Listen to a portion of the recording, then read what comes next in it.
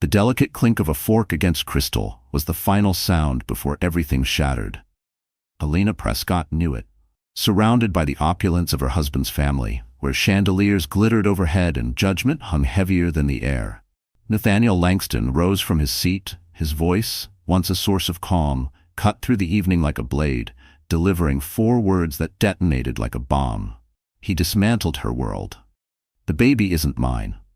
He expected her to fall apart, to weep, to be ashamed. What he failed to see, what none of them did, was the quiet steel beneath her softness. Elena had been bracing for this moment, even if she hadn't fully admitted it to herself. The way he had pulled away, the long nights, the absence where intimacy used to be, she had felt the ground cracking beneath her feet for weeks. But nothing could have prepared her for the cold brutality of hearing those words aloud, spoken like a sentence passed down in court. What he didn't expect was that by morning, one piece of paper would not only dismantle his accusation, but expose a lie so poisonous it could decimate the legacy his family spent decades building. The Sunday light poured thick and golden through the penthouse's towering glass windows. It painted warped golden lines across polished marble floors. From 30 stories above Manhattan's electric heartbeat, the city below looked like a living map, pulsing with ambition, an energy Elena Prescott had never quite felt a part of. Her hand brushed the firm curve of her stomach, a 7-month swell of promise, now shadowed by deepening dread. Nathaniel stood by the window, back turned. A figure carved from power, dressed in a Brioni suit that likely cost more than her first apartment. His shoulders rigid, the tension in his neck speaking louder than words. She had come to read the forecast by the way he stood. In 2 years of marriage, Elena had learned the signs. Tonight, a storm was brewing. "Is your mother expecting us soon?" she asked gently, her voice softer than intended. Nathaniel didn't turn. "She always is." His tone was flat, devoid of warmth. There was an invisible wall between them now, cold, tall, and impenetrable. And behind that wall was a man she no longer recognized. This wasn't the Nathaniel she married. That man, the one who would have pulled her close, whispered promises about surviving yet another Langston family evening, had faded, replaced by this distant, polished stranger who stared out at the world as if she wasn't even in it.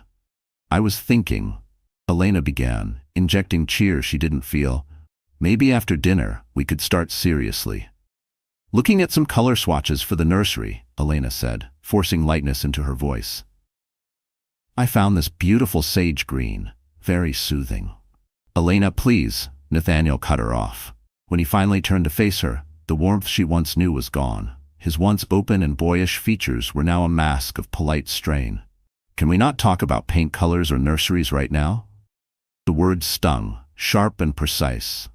Everything about their baby, a boy they had once dreamed of, now seemed to provoke him. The joy had drained from his eyes, replaced by a cold, watchful doubt. He no longer touched her belly, no longer spoke to their unborn son in that deep, affectionate murmur that used to make her heart swell. Now, he came home late, smelling faintly of high-end whiskey and something more dangerous. Detachment. "Of course," Elena murmured, stepping back. "I'm sorry, it's just this dinner. You know how she gets." She, Josephine Langston, Nathaniel's mother. A woman whose grace was only rivaled by the steely edge of her control. Josephine had never believed Elena, a former museum curator raised in a modest Boston neighborhood, was a proper match for her only son, the successor to the Langston real estate dynasty. She saw Elena not as a daughter-in-law, but as an undervalued asset, a mistake not yet written off. Her disdain hummed like static beneath the surface of every interaction. Since the pregnancy announcement, that hum had turned shrill. "I can handle my mother," Nathaniel muttered, adjusting his tie with a quick, irritated pull. "Just be agreeable tonight, okay? No talk of politics, or modern art, or anything that'll give her ammunition." "When have I ever?" Elena's voice was tinged with a tired sarcasm, worn thin from years of enduring backhanded compliments and curating her wardrobe to fit Josephine's unspoken rules. She had reshaped herself into something elegant but harmless, not to win approval, just to keep the peace. For Nathaniel. But that peace had long evaporated. The drive to the Langston family estate in Greenwich was heavy with silence. New York's steel skyline eventually faded into suburban symmetry, then into gated palaces walled in by manicured hedges and generational wealth. The Langston estate was the crown jewel of them all, a vast limestone mansion perched above the Long Island Sound, its architecture symmetrical and unyielding, its windows reflecting not warmth, but ownership. As Nathaniel steered the Bentley up the winding gravel path, Helena felt the familiar constriction in her chest return. This wasn't a home, it was a monument. And she was nothing but a well-dressed footnote. They were greeted at the door by a butler who silently took their coats. The air inside smelled of beeswax, white orchids, and something colder, legacy. Charles Langston, Nathaniel's father, stood quietly in the grand drawing room, swirling a crystal glass of scotch. He was a quieter, more faded echo of his wife, his once firm opinions long overridden by the force of her will. He gave Helena a faint, watery smile. "Helena, you're looking well," he said awkwardly, eyes darting toward her rounded belly and then away, as if acknowledging it breached some ancient code of decorum. Oliver, Nathaniel's younger brother, was already there, leaning casually against the marble hearth. The family's self-appointed outcast, he had rejected the boardroom in favor of academia, now a tenured history professor at Columbia. There was always a sardonic glint in his eyes that Helena found oddly reassuring, a refreshing contrast to Nathaniel's polished intensity. He greeted her with a genuine smile and a quick conspiratorial wink. Then came Josephine. She swept into the room in navy silk, every strand of her silver hair flawlessly pinned, her wrists and collarbone drenched in diamonds that seemed to steal light from every corner of the room. "Helena, dear," she cooed, voice smooth like cream, but her gaze sharp enough to draw blood. She kissed the air beside each of Helena's cheeks, the gesture more ritual than warmth. "I do hope the journey wasn't too strenuous, in your condition," she added, letting the words linger in the air like a loaded question. Helena felt the sting, sharp and immediate, though she offered a smile as rehearsed as her breathing. She had heard this kind of attack before, not in what was said, but in what was implied, her condition, as if she were fragile, unworthy, an intruder daring to plant roots in soil too rich for her name. Josephine's voice was velvet lined with thorns. "We were just discussing the upcoming charity gala," she continued, already turning her attention to her son. "Nathaniel, I've reserved our usual table. There's a new senator from New York you must meet."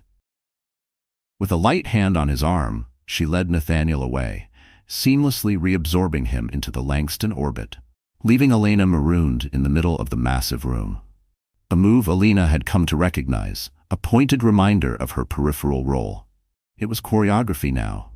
Josephine always knew how to spin the room like a ballroom floor, leading Nathaniel in a waltz of old power and subtle humiliation. And Helena, the uninvited guest in her own life, was expected to stay in the wings, clapping politely. Oliver drifted closer, voice low and dry. "Don't mind her, just claiming her territory." He smirked. "She does the same thing with the rose garden sculptures when the landscapers replace them." Helena smiled weakly. "Thanks, Oliver. I'm just a little wiped out." "Can't blame you," he said with a shrug. "These dinners are passive aggression marathons. You'd think carrying the next Langston heir would grant you a night off." He tilted his head toward her bump. Apparently not. His tone was meant to comfort, but all it did was reinforce the question that had been gnawing at her for weeks. Why had Nathaniel become so distant? Why was Josephine colder than ever? And why had this dinner been summoned at all? The question hung in the air heavier than the scent of Josephine's perfume. Helena's instincts screamed, this wasn't just another Langston gathering. This was something else, something staged. Moments later, they were seated at the long, intimidating mahogany table, each place setting flanked by more silverware than anyone could possibly need. Josephine presided over the conversation like a conductor, directing the flow toward Langston Holdings' latest conquests, the political missteps of rivals, and the moral failings of other old money families. Helena barely touched her food, the rich scent of duck confit and truffle risotto turning her stomach. The rich aroma of the food turned Helena's stomach. She could feel Nathaniel's leg next to hers under the table, but there was no contact, no casual brush, no reassuring touch, just a widening chasm between them, a silence that seemed to expand with every forkful and fake smile. From across the table she caught Josephine's gaze. The older woman studied her with an expression that sent ice through Elena's spine, a glint of triumph barely concealed beneath polite indifference. It was the look of a predator who already knew the prey couldn't run.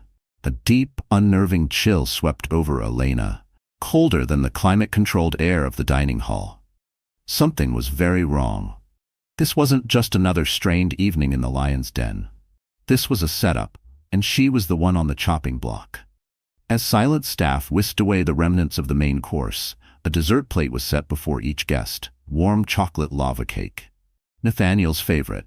That small detail clawed at Elena's nerves, tightening the anxiety in her belly into something sharp and suffocating. Conversation dulled, the kind of hush that falls before something breaks. And in that void, Josephine delivered her blow, beautifully wrapped in feigned concern and silk grace. "Nathaniel, darling," she said, blotting her lips with a monogrammed napkin, "your father and I have been concerned.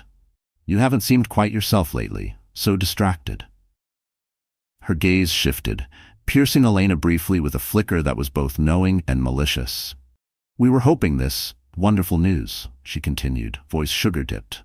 "The baby would bring you both joy, but instead, it seems to have cast a shadow." Nathaniel placed his fork down with a sharp clink that echoed through the vast dining room like the crack of a gun. The sound cut clean through Elena's spine. He didn't look at his mother. Not yet. His eyes passed to his father, then to Oliver, and finally they landed on her. Flat, cold, empty. "It has," Nathaniel said, voice hard.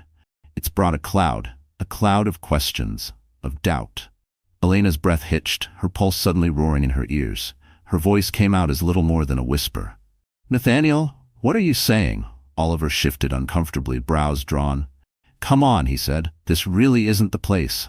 Nathaniel snapped, voice gaining volume and speed like a dam about to burst. "This is exactly the place. Exactly the time." Nathaniel pushed back his chair with a screech that cut through the hush like a blade. The legs dragged across the polished wood with theatrical finality. He rose to his feet and planted both palms firmly on the table, leaning forward, like a prosecutor preparing to deliver a damning closing argument. Every pair of eyes turned toward him. "We're a family, aren't we?" he began, voice deceptively calm. "We're supposed to be honest with each other. We're supposed to protect the Langston name, the legacy." Charles Langston looked bewildered, color draining from his cheeks. "Nathaniel, sit down. What are you doing?" he asked, voice cracking. But Nathaniel didn't even glance his way. His gaze was locked on Elena, burning through her with an intensity she'd never seen before. Not from him. The man she had loved was gone, replaced by this cold stranger hungry for spectacle. "I've been thinking," Nathaniel continued, his voice rising ever so slightly. "I've been investigating, and I've come to a conclusion I can no longer, in good conscience, keep to myself." He let the silence linger, stretching it with agonizing calculation. Around the table, the air thickened. Elena felt the room dissolve, faces turning to watercolor blurs, voices shrinking to distant echoes. Her fingers curled around the table's edge, knuckles pale, anchoring her body to the reality, unraveling around her. "Nathaniel," she whispered, barely audible. "Please." She shook her head slowly, desperately, hoping for a lifeline, hoping he would stop, hoping she was wrong about what he was about to say. But the man standing before her, the man she thought would be the father of her child, looked down with cold, merciless certainty. He took a breath, then delivered the blow, his voice booming through the cavernous dining hall with cruel clarity. "The baby," he declared, "the baby she's carrying, isn't mine." For one breathless, eternal second, the room froze, and then it broke. Charles gasped audibly, his hand flying to his chest. Oliver jumped to his feet, his expression a mix of shock and furious disbelief. "What the hell are you talking about?" he barked. "Nathaniel, are you out of your damn mind?" But Elena couldn't hear any of it. The world had collapsed inward. All she could hear was the roar of blood in her ears, the pounding pulse of heartbreak, and Nathaniel's words playing on repeat. "Not mine. Not mine. Not mine." It was madness. A vile, deliberate lie so colossal her mind could barely register it. Her eyes searched Nathaniel's face for any trace of the man she knew, some flicker of doubt, some shadow of remorse. There was none, only stone-cold righteousness. And then she saw Josephine. She wasn't surprised. She wasn't shocked. She was smiling, smiling. A small, satisfied curve of her lips, victory dripping from her perfectly lined expression. In that instant, Elena understood. This wasn't just Nathaniel's betrayal. It was Josephine's orchestration, her masterpiece, her checkmate. The room exploded. Oliver shouted, calling his brother delusional. Charles tried to intervene, stumbling toward his son. Elena looked stunned, paralyzed, but not a single word left her lips. She couldn't speak. The lie was too vast, too ruthless. It had stolen the breath from her lungs and ripped language straight from her tongue. But somehow, with a strength she hadn't realized she possessed, she pushed her chair back, its legs screeching harshly against the wood floor. She rose slowly, her entire body trembling. She didn't glance at Josephine, didn't look at Charles's pale, puzzled face or Oliver's thunderous scowl. Her eyes were fixed solely on Nathaniel, and for the first time that evening, he flinched. There, in her silence, her utter devastation, was a blow he hadn't prepared for. A single glance that sliced through his armor of certainty. Without saying a word, Elena turned and walked away. Her steps were wobbly, legs barely holding her weight, but she didn't stop. One foot, then the next. Past the towering oil paintings, the antique sculptures, the gilded mirrors of the Langston Grand Salon. She moved through the marble foyer, its cold beauty echoing every step like a funeral procession. The silence trailed behind her, oppressive and absolute. She didn't wait for the butler. With trembling hands, she opened the heavy oak doors herself, stumbling out into the winter air. The gravel bit into her heels as she walked, every step crunching beneath her. Her mind was blank, scorched by pain and shock. Her world had cracked wide open. The man she loved, the man who was supposed to protect her and their unborn son, had just renounced them both in front of his entire family without hesitation. He hadn't just broken her heart. He had incinerated it, reduced it to smoke and ruin.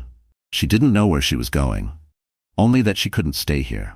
By the time she reached the end of the long, tree-lined driveway, the tears came at last, silent, searing. They streamed down her cheeks, hot against skin gone numb. She was alone, pregnant, publicly humiliated. And somewhere back in that cold fortress of stone and wealth, her husband was likely being congratulated by his mother for destroying her. The headlights of the rideshare cut through the darkness, casting a sharp beam across the manicured hedges as it approached. Elena sank into the back seat, the leather cold and foreign beneath her bare arms. She'd given the driver an address, her sister's apartment in the Upper West Side, the only place she could think of. The only place that might still feel safe.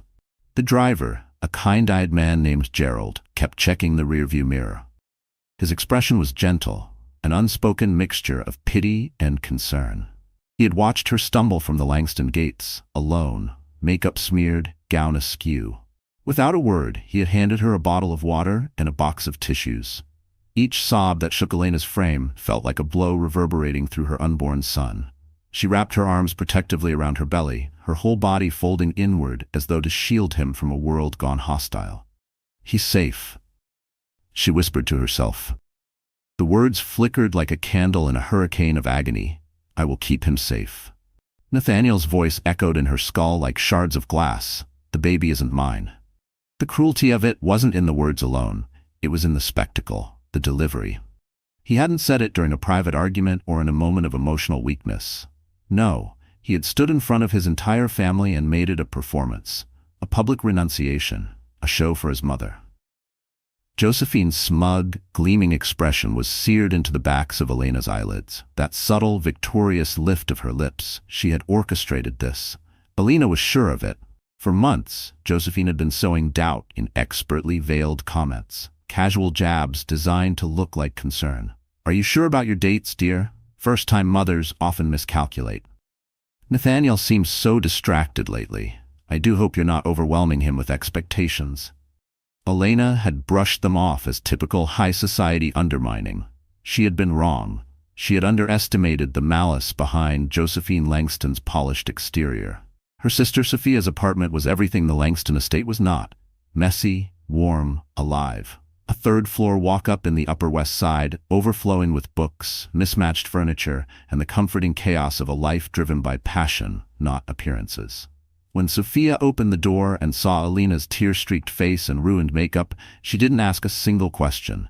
She simply pulled her into a fierce, unwavering embrace. "Oh, Leni," she whispered, voice thick with sisterly fury. "Come in. Come inside." Sophia, a razor-sharp investigative journalist with zero tolerance for pretentious aristocracy, sat Alina on her faded velvet couch, wrapped her in an old quilt, and handed her a steaming mug of chamomile tea. "Tell me everything," she said, eyes burning with protectiveness. "What the hell did that bastard do?" Through fresh waves of grief, Elena told her. Every awful detail. The heavy air at dinner, Josephine's subtle provocations, Nathaniel's cold, rehearsed declaration. Saying the words out loud made them more real, more monstrous, etched permanently into the quiet safety of Sophia's apartment. "He said it in front of all of them," Elena sobbed. "His father, his brother, everyone. He looked me in the eye and said, 'Our baby wasn't his.'" Sophia's face drained of color, then flushed red with rage. "That son of a—" she started, then caught herself, fists clenched. "That spineless, mother-leashed human trust fund. How dare he?" Sophia snapped, pacing the living room. "And let me guess, the Wicked Witch of Greenwich was sitting there soaking it all in?" Elena nodded numbly. She looked pleased, like she'd won. "She thinks she has," Sophia said, her voice cutting like glass. "This has Josephine Langston written all over it. She's been gunning for you since day one, couldn't control you, couldn't crack you. So now she's trying to erase you. And Nathaniel, God."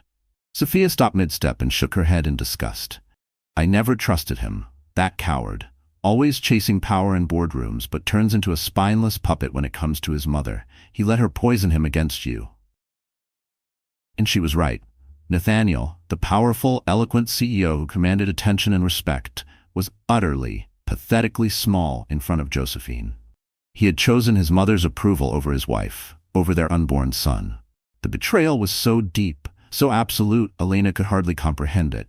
Images from another life, happier, gentler, ambushed her. Nathaniel kneeling on a cobblestone bridge in Prague, his eyes full of wonder and love. Nathaniel clutching her hand during the first ultrasound, the two of them staring in awe at the flickering heartbeat. "A little Langston," he had whispered, voice thick with emotion. "Our son. Where was that man now? How had he vanished so completely?" "What do I do, Soph?" Elena whispered, the mug rattling in her trembling hands. "He's humiliated me, denied our son, my whole life, everything. It's just gone." Sophia gently took the mug from her and set it down. Then she gripped both of Elena's hands, anchoring her like a lifeline. "No, you listen to me," she said, voice fierce and unwavering. "Your life is not gone. He didn't take anything from you that you can't reclaim." She leaned in closer, fire in her eyes. "He tried to shame you, but you have nothing to be ashamed of. He's the one who should drown in shame, and we are going to make him regret this for the rest of his spineless, miserable life." And with that, something deep inside Elena, long buried under shock and grief, began to stir. Fight. Sophia was right.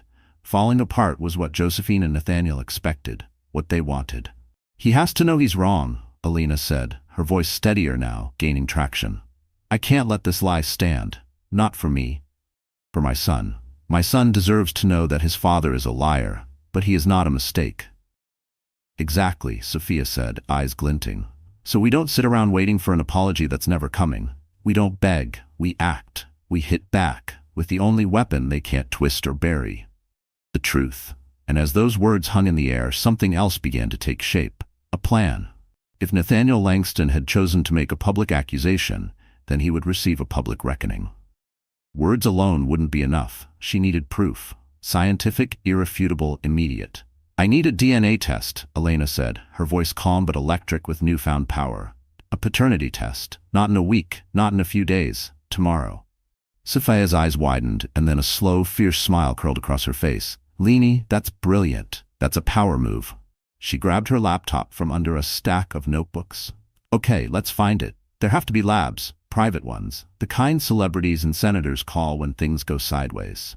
"It'll cost a fortune," Elena muttered, already pulling out her phone to check her savings. "I don't care." The money wasn't Langston money, it was hers.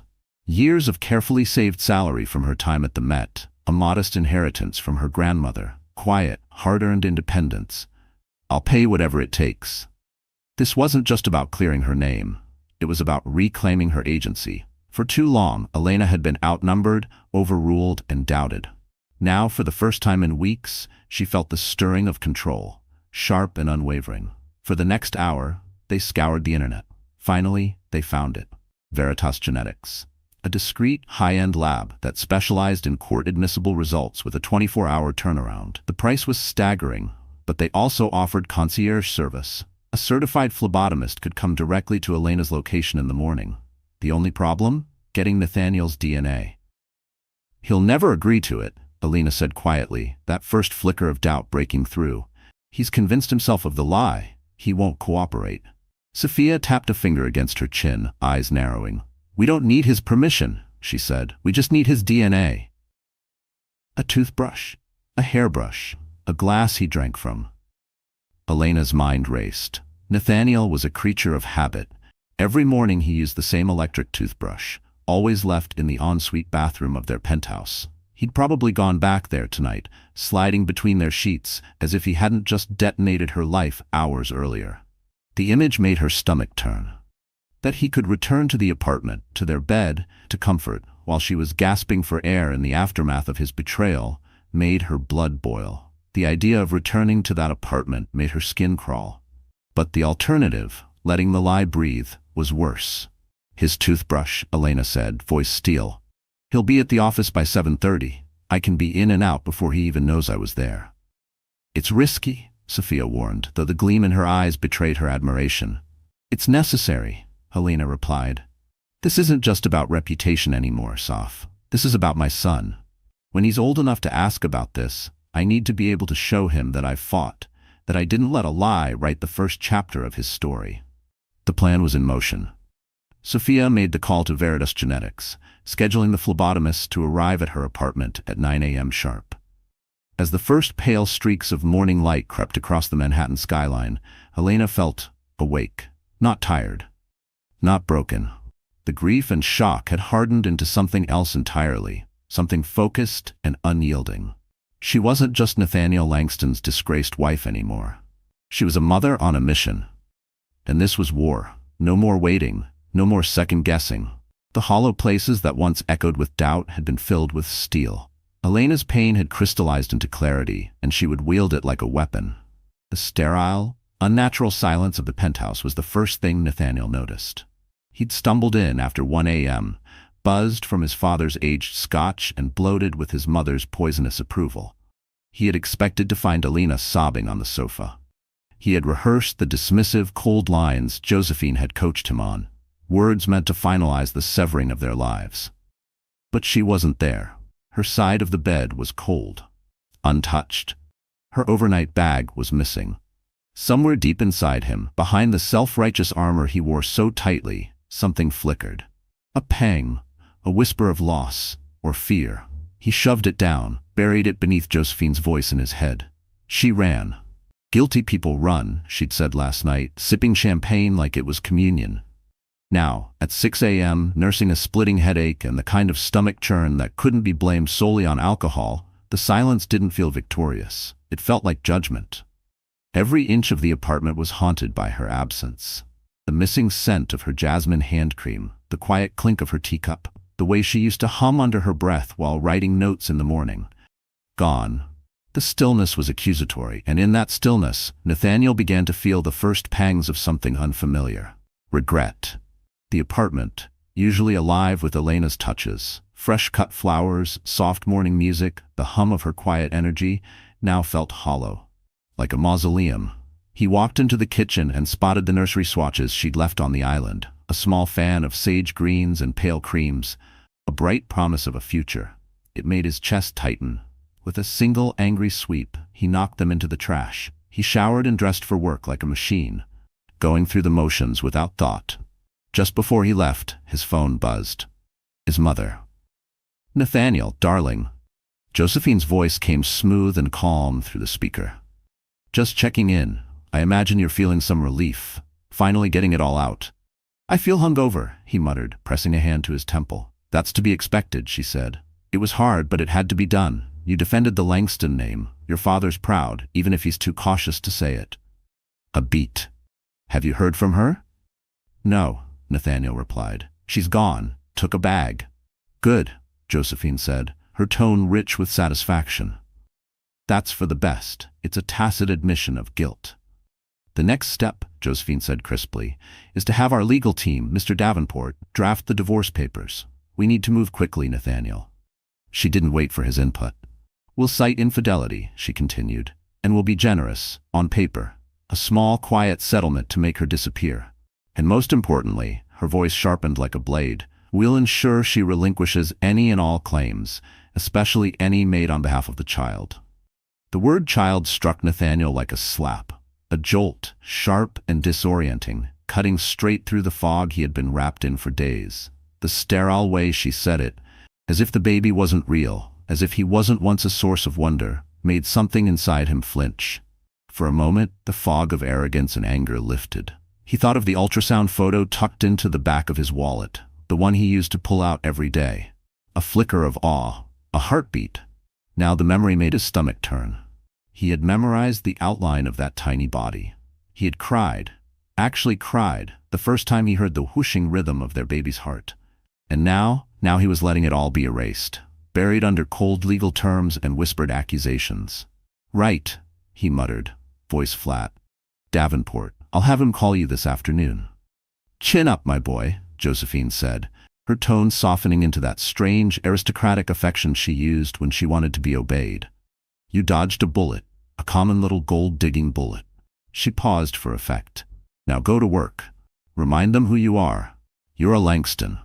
She hung up, and silence poured back into the apartment like water filling a broken hull. Nathaniel stood there, motionless, the nausea rising again, not from the scotch this time, but something deeper. Something rotting at his core. He remembered Elena's face, not defiant, not guilty, just broken. A hurt so raw it had cut him too, and that scared him more than he could admit. Could he have been wrong? He shook the thought off. No, the evidence was clear. His mother had been meticulous. 3 months ago she'd voiced her suspicions, said Elena had been having lunches with a man from her old gallery days. Sebastian, an art dealer, she'd hired a private investigator, just in case. Then came the proof. Grainy surveillance photos of Elena and Sebastian sipping coffee, laughing, a single image of him brushing her arm. Circumstantial.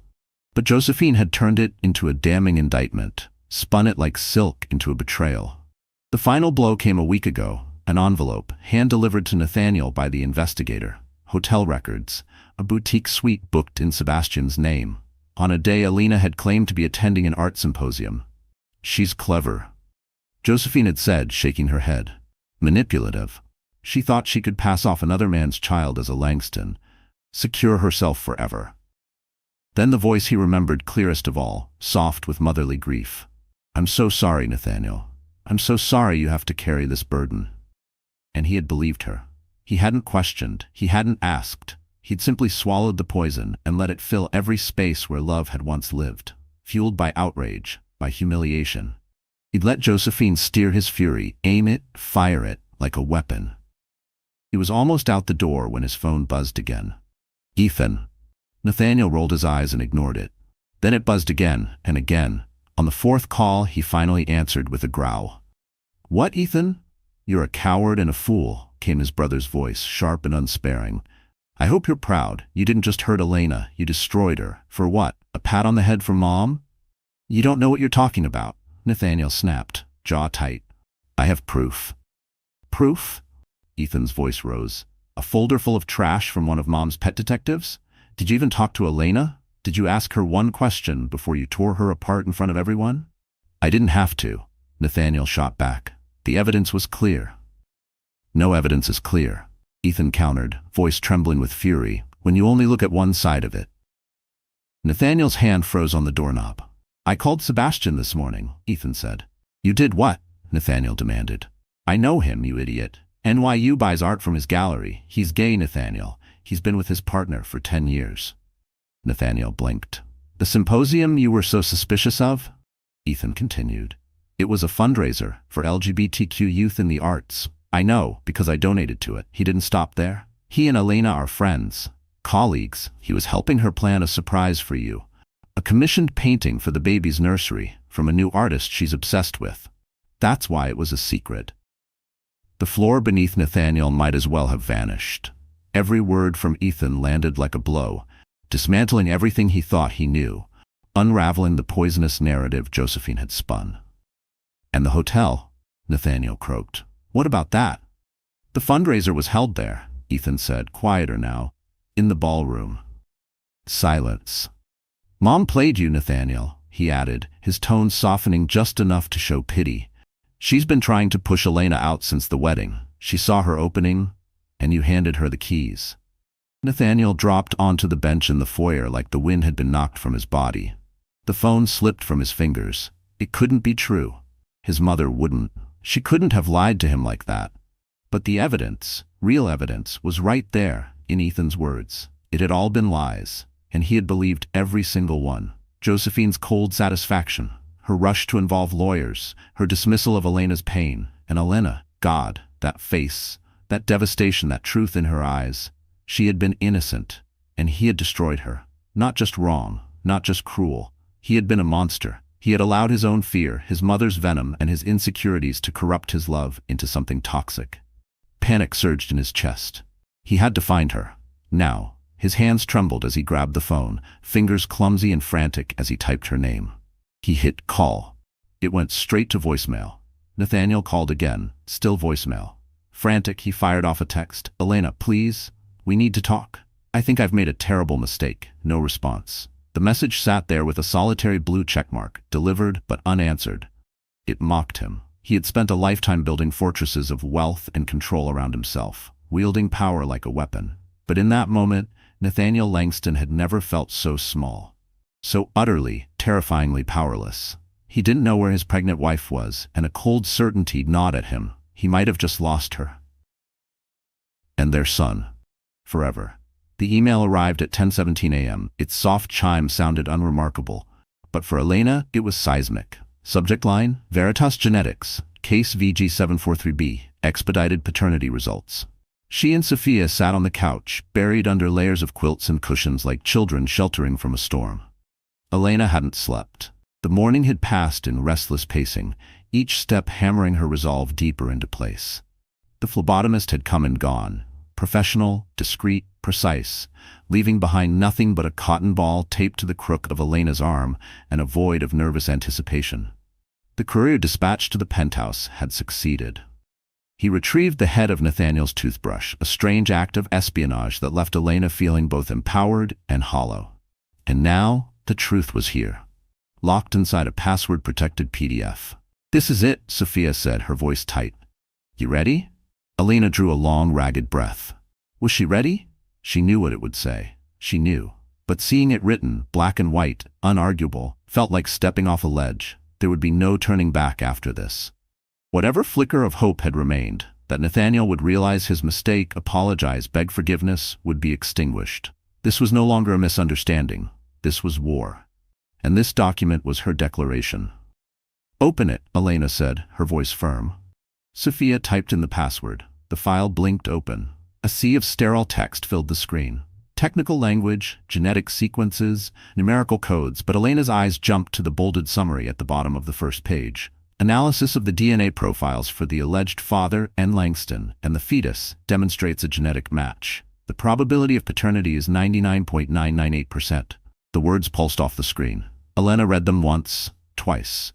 A single burning tear slid down her cheek, not grief, rage, vindication, fury. This was truth, scientific, undeniable. Sophia let out a low, incredulous whistle.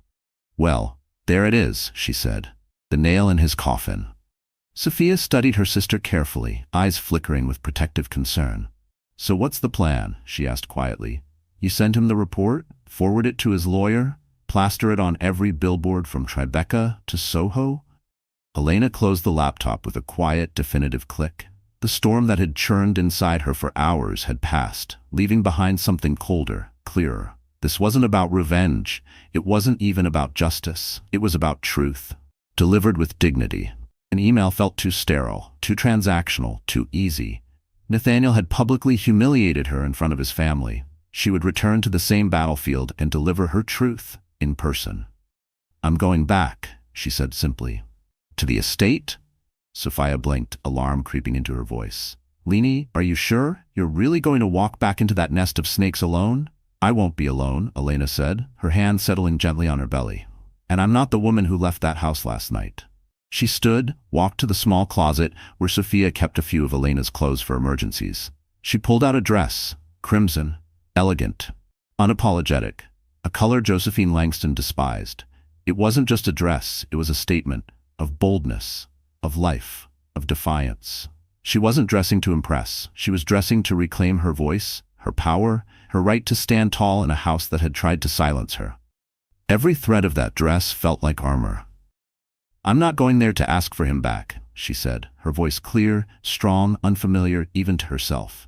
"I'm not going for an apology. I'm going for me, for my son. I want them to look at the truth and choke on it." Meanwhile, at the Langston estate, the different kind of reckoning was underway. Nathaniel had driven there like a man possessed, tires screeching up the long gravel driveway.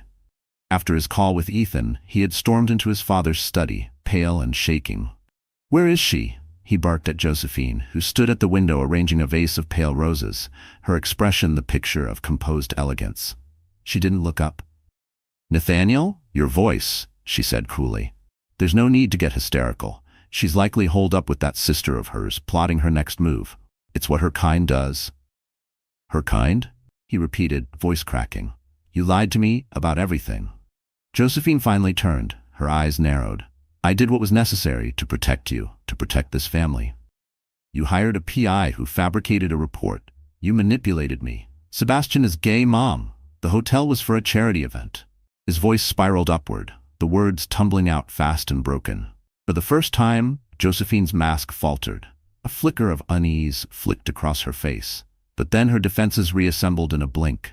"He's lying," she snapped, covering for her. "They all are. Don't you see? She's turned them all against you." "No," Nathaniel roared, slamming his palm down on his father's antique desk, sending a stack of papers flying. "The only person who's turned anyone against me is you," Nathaniel growled, voice thick with betrayal. "You hated her from the beginning, because she didn't come from some crusty old family with a vineyard in the south of France or a bloodline that goes back to the Mayflower." He stepped closer. "You couldn't control her, so you tried to destroy her." Richard Langston, who had been watching the exchange with growing unease, finally broke his silence. "Josephine," he said quietly, "is this true? Did you fabricate the evidence?" "I was protecting our legacy," she shrieked, her polished veneer cracking wide open. The elegant socialite vanished. Revealed was a woman trembling with fury and unfiltered hatred. "That girl is a manipulative nobody. Who knows what kind of baggage or bloodline she brings into this family. I did it for us, for Nathaniel." At that precise moment, the butler appeared at the threshold, expression neutral, eyes wide. "Ma'am." "Sir, Mrs. Elena Langston is here. She's asking to see you." Nathaniel's heart stopped. Elena. She was here. Before Josephine could protest, he shoved past her. "Let her in. Now." Elena stepped into the grand drawing room, her presence as arresting as the slap of cold air. She was no longer the woman who had fled in shock the night before. She stood tall, head high, spine straight, radiant in a crimson dress that blazed against the muted tones of the Langston estate like a war banner. In her hand, a single folded sheet of paper. Her posture was unshakable, her expression unreadable, like a queen returning to a court that had betrayed her, not for justice but for declaration. She didn't look at Josephine. She didn't glance at Richard. She barely acknowledged Ethan, who had just entered the room, his face carved with concern and tentative hope. Her gaze locked onto one person, and one person only. "Nathaniel. Last night," she began, voice like steel wrapped in velvet, "you made an accusation. The room was deathly silent. You did it publicly, in front of your family. You called me a liar. You called our son a bastard." She took a step forward. "You tried to shame me. You trusted whispers, grainy photos, and her." Her eyes flicked toward Josephine with a cold, surgical dismissal. "You should have trusted me." She stopped just inches from him, so close she could see the jump of his pulse in his throat, and in that fraction of space between them she felt the weight of everything he had shattered. But she would not break. Not again. "But since my word wasn't enough for you," she said, lifting the folded paper with a calm hand, "I brought you something else." She held it out to him. "This is your proof. From a state-of-the-art genetics lab. This is truth, Nathaniel. Scientific, 99.998% certain truth." His hand trembled as he took it. He unfolded the paper, His eyes scanned it. His skin paled, shade by shade as he read. He staggered slightly, as if the marble floor beneath him had shifted. When he looked up at her, the horror in his gaze was total. It was almost inhuman. Nathaniel didn't just see the ruins of their marriage laid bare before him. He saw the ruins of himself. He saw the monster he had allowed himself to become. "Elena, he stammered, voice splintering. "Oh God, what have I done?" She didn't flinch. She didn't offer comfort. She stood firm, a monument of righteous fury. "You believed a lie," she said, voice sharp enough to slice through bone, "because it was easier than believing in me." She took a breath. "And that's something this piece of paper can't fix." Her eyes shifted, slowly, deliberately, to Josephine. The older woman looked as if she'd been slapped. "Congratulations, Josephine," Elena said, voice rich with venom. "You won. You got exactly what you wanted." Her eyes burned. "You destroyed your own son." And with that, Elena turned and walked out, leaving behind the shattered remnants of the Langston family, the damning sheet of paper still fluttering on the rug where Nathaniel had dropped it. The silence that followed was suffocating, alive, heavy with the rot of Josephine's deceit, the cowardice of Nathaniel's weakness, and the razor-clean finality of Elena's judgment. A single page from Veritas Genetics lay discarded on the Persian carpet like a fallen white flag. The end of a war, no victors, only wreckage. Nathaniel remained frozen, stunned into stillness. The truth he had just read didn't merely exonerate Elena. It condemned him. It condemned her. He turned slowly to look at Josephine, whose face was a twisted mask of panic and fury, a grotesque collage of someone used to control, now watching it crumble. And for the first time, Nathaniel didn't see a protector. He saw a saboteur. A woman so warped by classism and control that she had gladly sacrificed her son's happiness for a fantasy war she'd invented and insisted on winning.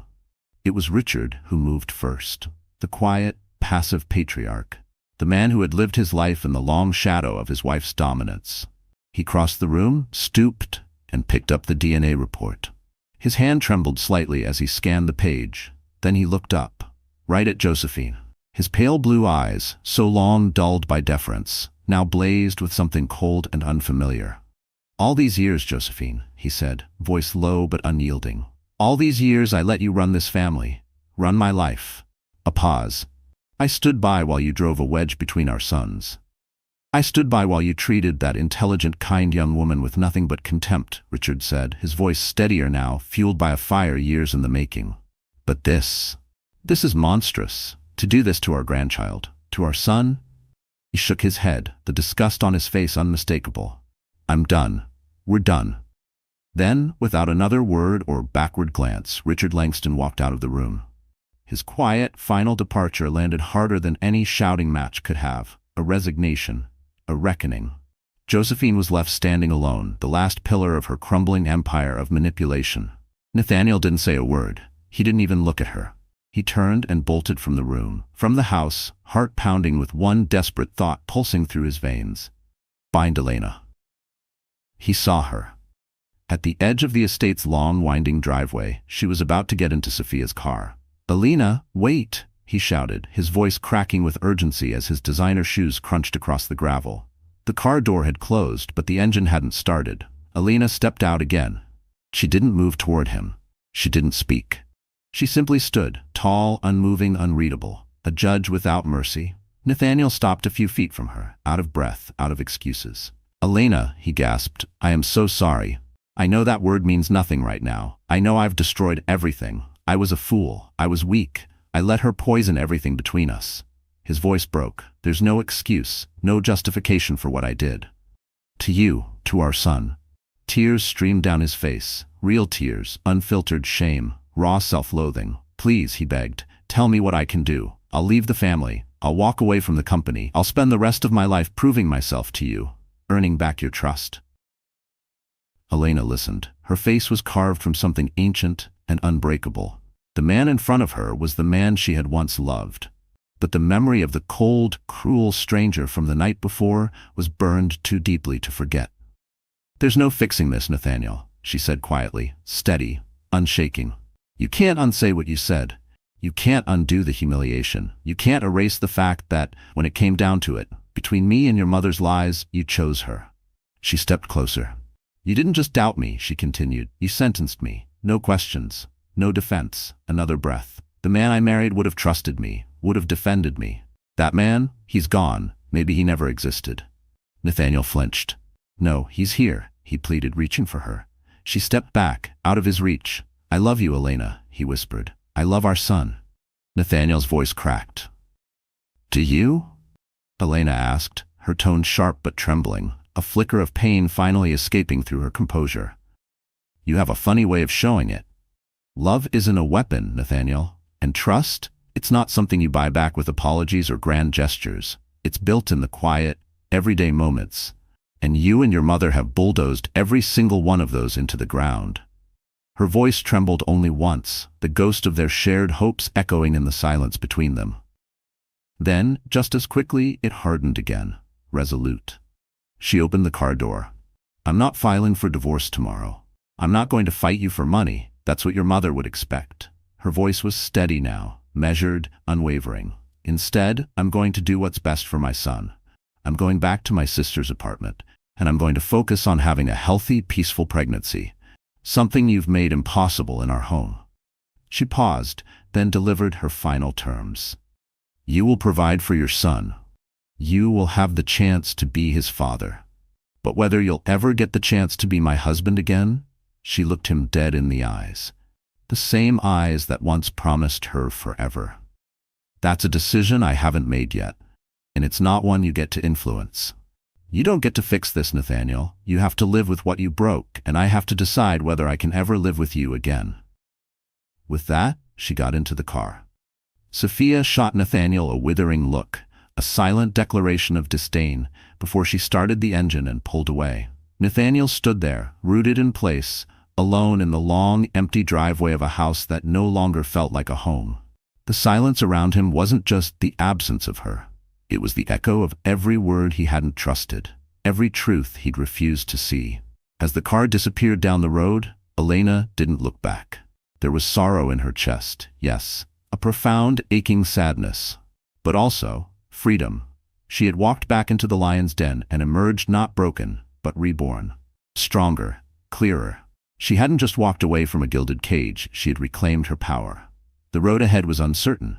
Forgiveness might come, or it might never. But it would be her road, walked on her terms. She placed a hand on her belly, on the tiny, innocent life at the heart of the storm, and made a silent vow. He would grow up knowing the truth, not the echo of his father's failure. His life will not begin with a lie. It will begin with his mother's truth. Elena's journey is a piercing reminder that the deepest betrayals often come from those we trust most, and that truth is a force no wealth or influence can bury. She didn't just survive public humiliation, she transformed it. In the furnace of betrayal, she forged something unshakable: integrity, power, and voice. She emerged not as a victim, but as a warrior, for herself and for her son. Would you have made the same choice? Could you forgive a betrayal that deep? So the story is over, our wonderful friends. Are you still here at this hour? If you're still watching, it means something in this story touched your heart. Maybe a flicker of pain, or maybe a spark of strength. Let's talk about that. Elena's journey wasn't just about betrayal or proving someone wrong. It was about reclaiming truth, dignity, and power. She didn't respond to cruelty with vengeance. She responded with clarity, grace, and undeniable evidence. She chose not to collapse but to rise. And that's the lesson life sometimes demands of us, not to erase the pain, but to grow through it.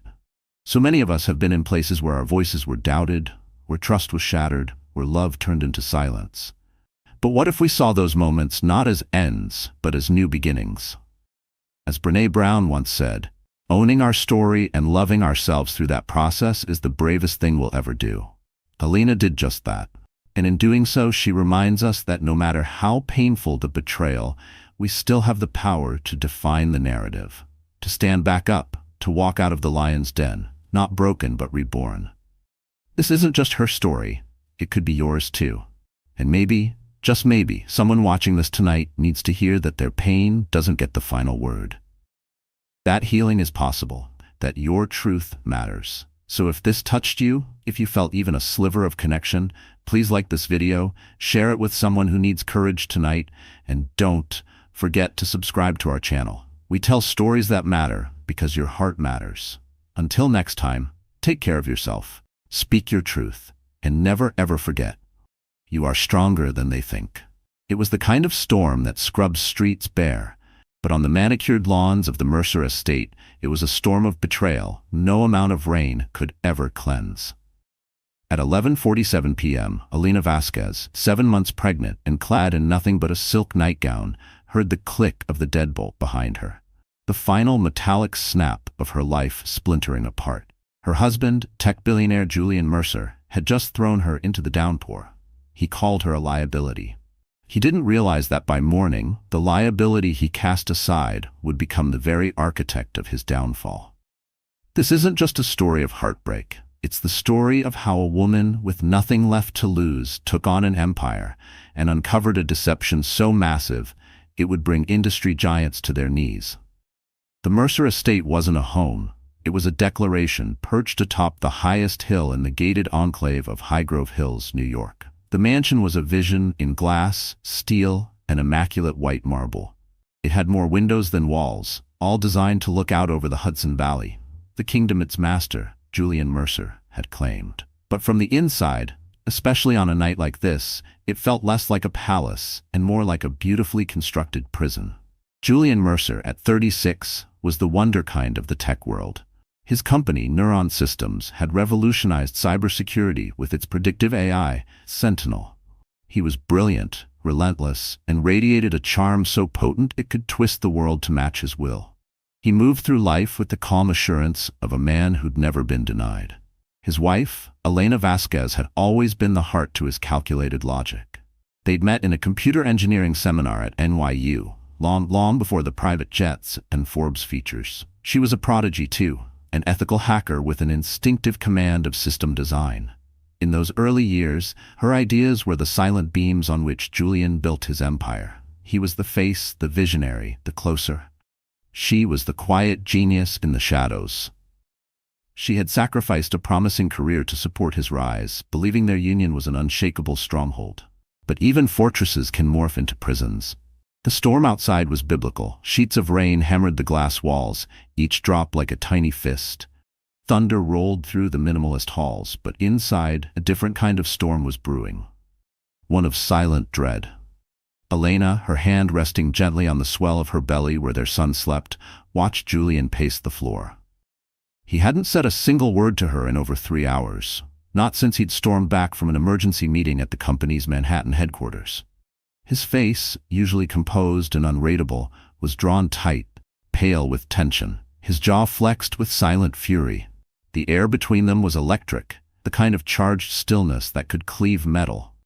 "Julian, please, talk to me."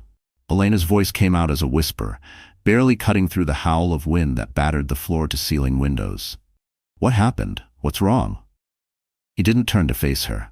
His back remained rigid as he stared into the storm, the cypress trees along their winding drive thrashing violently. "What's wrong?" he said, voice low and sharp as glass. "Is that everything we've built is seconds away from collapse, and it's because of you." A chill seeped into Elena's spine, colder than the storm raging outside. "What are you saying?" she asked, her voice trembling. "Because of me?" He finally turned. And in that moment, the man she had loved for a decade, the one whose eyes once held nothing but warmth, was gone. In his place stood a stranger, cold, empty, terrifying. In his hand, he held a sleek black tablet. He flung it onto the marble coffee table with a clatter that echoed like a verdict. "Our biggest rival, Dominic Carr of CipherCore, is launching a new platform next month. Janus." He spat the name like it burned his mouth. "It's a carbon copy of our Sentinel V20 prototype. Same predictive models, same counter-intrusion layers. A perfect duplicate of the most secure system we've ever built. A system," he added icily, "that only 5 people on Earth have full access to." He stepped closer. "Our head of R&D, our CTO, me, our lead programmer, Sophia Leclerc, and you." The accusation landed with suffocating weight. "Julian, no, you don't actually think." "Think what?" he barked, voice rising like the storm outside. "That my own wife, the person I trusted with everything, would sell me out?" He moved toward her, his eyes wild. "We ran a forensic sweep. The breach came from an outside connection. The IP trail's been wiped 6 ways to hell, but the first handshake, the very first connection, it traces back to a personal device. Your tablet, Elena. The one you used to sketch layouts and UI drafts. He was wrong, or someone had fed him a lie. Elena's thoughts raced in panic. She hadn't touched the Sentinel server in months. Her involvement had been in the conceptual stage, early architecture. Nothing that sensitive. That's impossible, she said, voice cracking. I haven't, she cried, but Julian's voice exploded over hers. Stop lying, he roared, the sound so sharp, so raw, it made her flinch. Dominic Carr must have paid you off, was that it? Or was it something else? His eyes burned through her. Did you want me to fail? Were you always jealous? The accusation hit her like a slap. It was monstrous, unimaginable. So far from the truth of their life together, it left her speechless, like accusing her of making the sun stop rising. Julian, she choked out, tears spilling fast and hot down her cheeks. Everything I've ever done, everything, was for you, for us. Don't you dare use that child as a shield, he snapped, rage twisting his face into something she didn't recognize. She stepped back, one hand instinctively protectively over her belly. That child, he said coldly, is the only reason I haven't called the authorities already. You think the company could survive this? A pregnant wife betraying her billionaire husband? It would be the death of us. He turned and stalked toward the grand foyer. His steps were stiff, mechanical. He reached the wall panel and pressed a button. The heavy, soundproof front door hissed open, revealing nothing but darkness and slashing rain. What are you doing? Elena's voice was a high whisper, her pulse thudding in her ears. Minimizing damage, Julian said flatly. You're a liability I can't afford. He walked back to her without a pause. And what happened next happened so fast, she barely processed it. He picked up her purse from the side table, opened it, and took out her wallet, then her keys. Then he reached for her phone and pulled it from her trembling hand. Julian, no. Please. Her voice broke as a primal fear surged through her. You can't do this. It's pouring out there. That's not my concern anymore, he said, his voice like steel. You've betrayed this family and this company. Everything in this house, everything you have was paid for with Neuron money. You leave with nothing, because without me, Elena, you are nothing. He grabbed her arm. His grip was iron. She twisted, tried to pull away, but he was too strong. This was the man who once whispered dreams into her ear under starlit skies. The man who cried with her when they saw the heartbeat of their child on a monitor. Now he was someone else. A monster. And he was dragging her toward the door. Julian, please? The baby? She sobbed, stumbling, gasping through the horror of it. You should have thought about the baby, he said coldly, before you committed treason. He pushed her out of the doorway. The cold hit her like a slap. Rain slammed into her bare arms and soaked through the thin silk of her nightgown, drenching her in seconds. The wind lashed her hair across her face.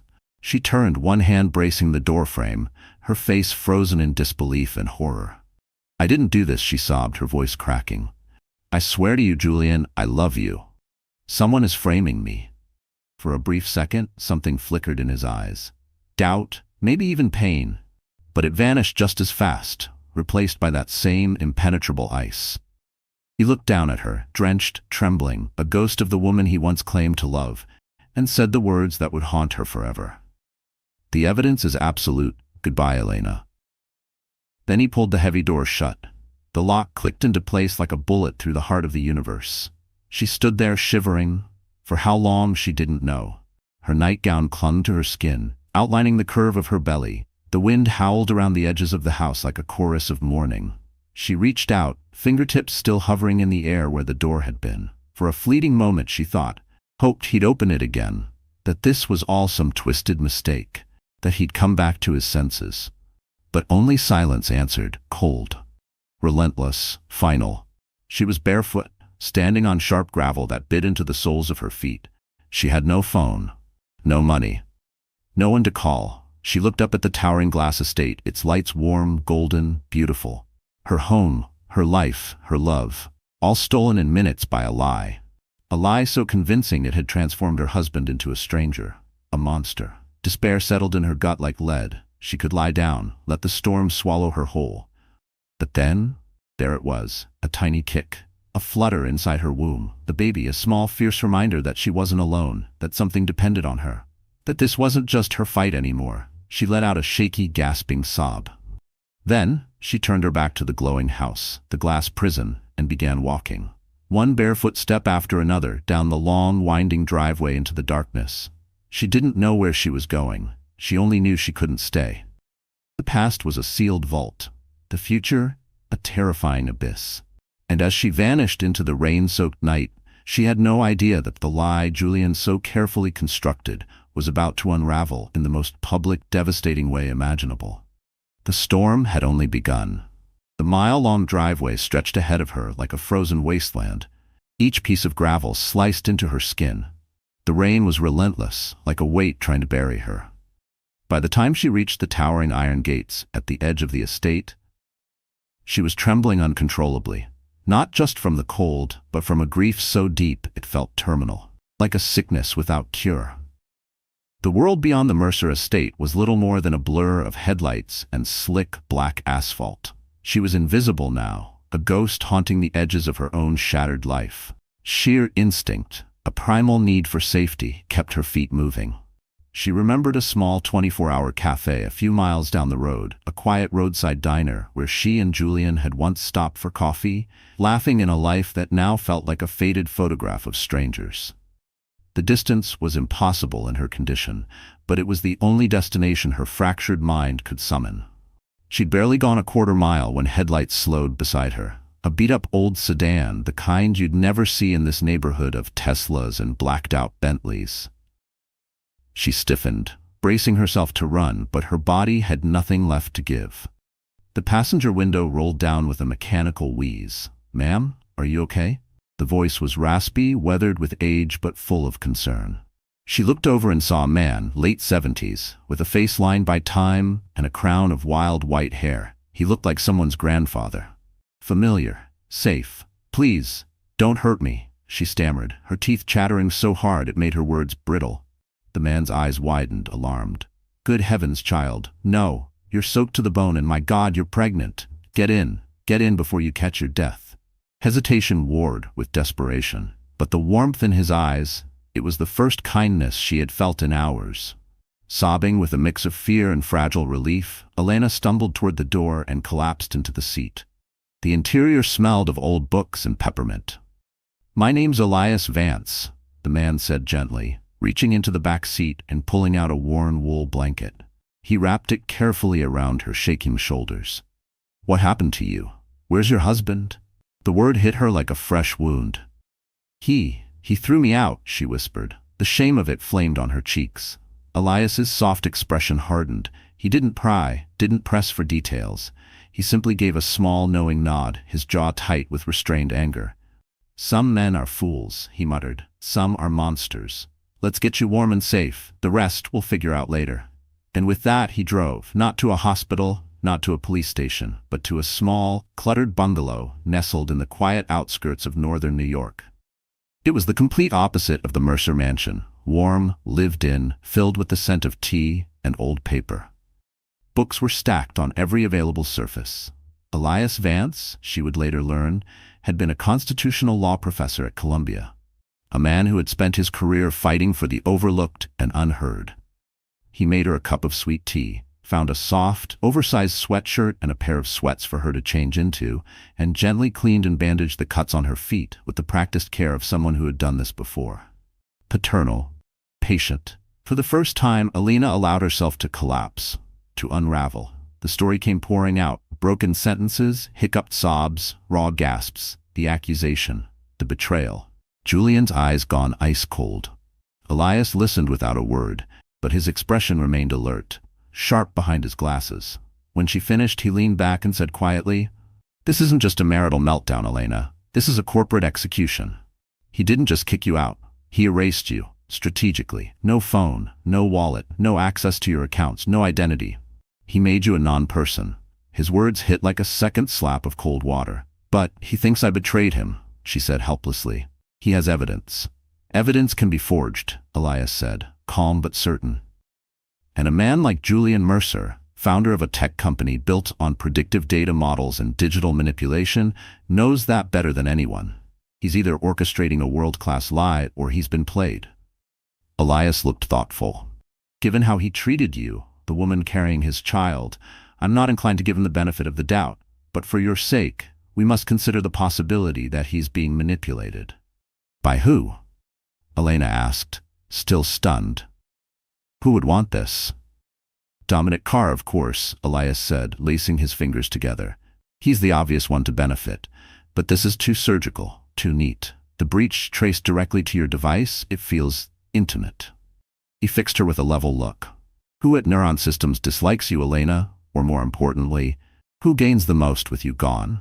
The name came to her lips like it had been waiting. Genevieve Croft. Julian's hand-picked CTO. His prodigy. Brilliant, cold, precise. She had always spoken to Elena with distant professionalism, never warmth. There was always something clipped in her tone, something quietly dismissive. And her loyalty to Julian, it had always gone beyond admiration. With Elena gone, Genevieve would be the sole woman at his side, the inner circle, the confidante. "She loves him," Elena said aloud, and the words left a bitter taste. "She's always loved him." Elias nodded slowly. Classic motive: jealousy, ambition, and a rival CEO ready to pounce. A silver bullet, it's a powerful cocktail. Meanwhile, back in the glass fortress, dawn broke over Highgrove Hills, but it brought no warmth, only a harsh, accusing light. Julian Mercer stood by the window, a steaming cup of coffee in hand, untouched. He hadn't slept. The image of Elena's face, soaked, stricken, terrified, was burned behind his eyes. A part of him, a small voice screaming beneath the silence, knew he had made a catastrophic mistake, but he had buried that voice, drowned it under logic and evidence and the illusion of control. Now as the sun lit the pale marble floors, that voice was clawing its way back, loud, unrelenting, echoing with every heartbeat. But the evidence, it had been so precise, so airtight. Genevieve had presented it with tears glistening in her eyes, shaking her head in disbelief, voice thick with sorrow. She'd said she admired Elena, that it devastated her to share the betrayal, the data logs, the server pings, her concern for him, her heartbreak. The betrayal had felt complete, irrefutable. He had acted, for the company, for the future. And yet, standing there now, he felt none of the certainty he had clung to just hours ago. The decisions he made felt less like strength and more like fear, dressed up in strategy. His thoughts shattered as his head of security buzzed through the private line. "Mr. Mercer, you need to see this." Julian quickly switched the main screen to the external camera feeds, and froze. The gates of the estate were swarmed. A fleet of media vans stretched down the drive. CNN, MSNBC, local stations. Reporters pressed against the iron gates, microphones waving, cameras aimed like sniper rifles at his front door. His stomach turned to ice. How? Only two people had known, his security chief and Genevieve. He had made sure it was contained, silent, controlled. This was chaos. His phone rang. It was the PR director, panic already in her voice. "Julian, what the hell is happening? My phone's exploding. News outlets are running a tip, anonymous, claiming you threw your pregnant wife out in the middle of the night, violently. There's footage, Julian. They're calling it spousal abuse." Julian felt the blood drain from his head. The floor tilted. This wasn't the story he had planned to manage. This wasn't visionary CEO averts sabotage. This was monster billionaire abuses pregnant wife. And it wasn't just public, it was viral, uncontainable. His legacy, his entire empire was being devoured in real time, pixel by pixel, frame by frame. It would infect Aura's brand like poison. Stockholders would panic, the board would revolt, investors would flee. He hung up, his mind spinning. Who had leaked this? Elena didn't have a phone, no money, no access to anything. And it wasn't her style. She would never go public, never smear him, even after what he'd done. This was an attack, a deliberate, brutal PR assassination. Back in Elias Vance's quiet bungalow, the television glowed softly in the corner. Elena watched the live feed of her former home. Her hand slowly rose to cover her mouth. On screen, a well-known media anchor named Thea Collins stood under a black umbrella, her face grim as she spoke into the camera. "This story is still developing," she began, but early reports suggest that Elena Vasquez, the wife of Neuron Systems CEO Julian Mercer, was forcibly removed from their Highgrove Hills estate late last night during the storm. What's most disturbing are allegations that Miss Vasquez, who is reportedly 7 months pregnant, was left with no phone, no transportation, and no way to call for help. We've reached out to Mr. Mercer's camp for comment and have been met with silence. For a man known to be obsessed with public image, this silence is deafening, and it paints a very, very dark picture. Elena stared at the screen, numb. It was her they were talking about. Her life. Her face. But it felt impossibly far away, like watching someone else's nightmare. They didn't get this story from you, Elias said sharply, eyes narrowing as he studied the live broadcast. Which means the person who framed you is the same one who leaked it. Why? Elena asked, her voice barely audible. Why would they do that? Because this isn't just about removing you, Elias said, tone serious and low. This is a two-pronged attack. First, they eliminate you, the only person who could have spotted what was really happening inside that firewall. Second, they weaponize your disappearance to destroy Julian in the court of public opinion. They're not just after his tech. They want him ruined. Reputation, company, all of it. They've turned your suffering into a corporate killshot. Elena turned away from the screen, her gaze drifting down to her hands, resting on the swell of her stomach. Fear still clawed at her. Grief still pressed like lead in her chest, but something else stirred beneath it. A flicker of the old fire, the one that used to live in her fingertips, the one that could map a network in her sleep and crack into firewalled systems like breathing. They had taken her home, they had taken her husband's trust, they had tried to take her dignity, but they had made one fatal mistake. They had underestimated her. They forgot she wasn't just a billionaire's wife. She was the architect, and she knew exactly where all the hidden backdoors were. Julian's trapped, she said quietly, her voice suddenly calm and sure. He's standing in the eye of a hurricane he thinks I created. He won't listen to me.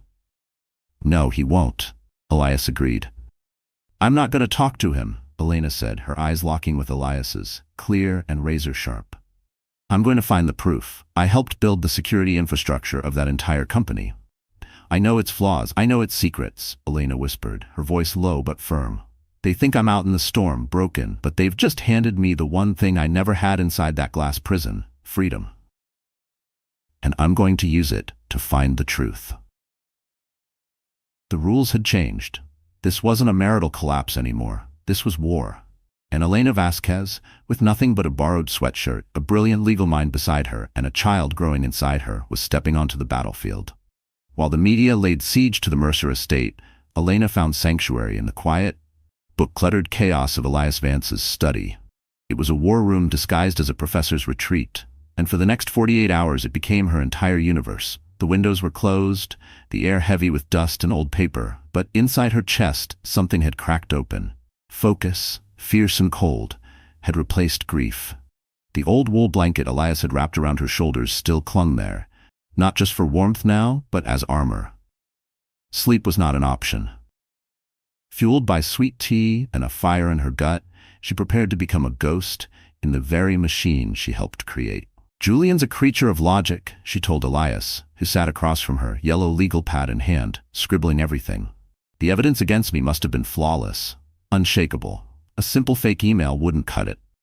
It had to be a forensic-level forgery, something that could survive a full audit. So where do we start looking for a perfect lie? Elias asked. You don't look at the lie, Elena said, eyes narrowed. You look at its shadow. Every action on a secure system leaves a trace.